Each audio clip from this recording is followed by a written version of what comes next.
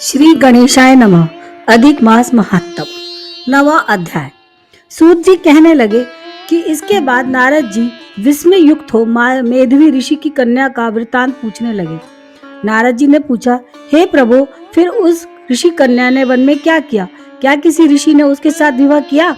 नारायण कहने लगे, इस कन्या ने दुख के साथ अपने पिता का स्मरण करते हुए वहां आश्रम में रहकर कुछ काल व्यतीत किया।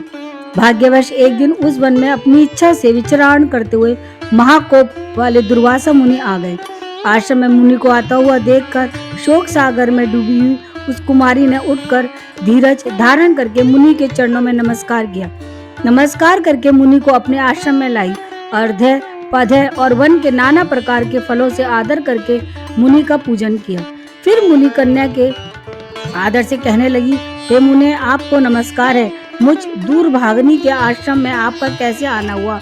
आपके आने से मेरे भाग्य का उदय हो गया है, अथवा मेरे पिता के पुण्य प्रताप से मुझको समझने के लिए आप आए हैं। आप जैसे महात्माओं के तीर्थ रूपी पावों के रजकरण को स्पर्श कर मेरा जन्म सफल हो गया, जो आप जैसे महात्माओं को मुझको दर्शन हुआ। इस प्रकार कहकर यह बाला उनके आगे चुपचाप होकर बैठ गई। तब दुर्वासा मुनि कुछ हंसकर बोले, धन्य धन्य है ब्राह्मण पुत्री, तुमने अपने पिता के कुल का उद्धार किया है।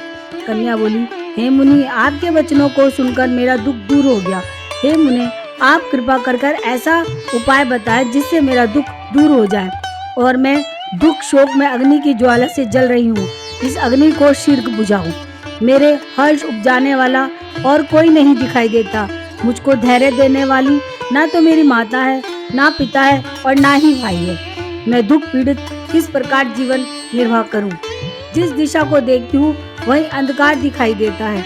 अतः हे तपोनिधे, मेरे दुख को दूर करने का उपाय जल्दी करिए। ऐसा कहकर वे बाला उनके आगे बैठ गई। दुर्वासा मुनि उसके उपाय के वास्ते सोचने लगे। श्री नारायण कहने लगे, हे नारद, इस प्रकार मुनि कन्या के वचन को सुनकर मुनि दुर्वासा का विचार कर अत्यंत कृपा करके इस बालक को देखकर कुछ हितकारक वचन बोलने लगे। नवा अध्याय समाप्त। ओम नमो नारायण।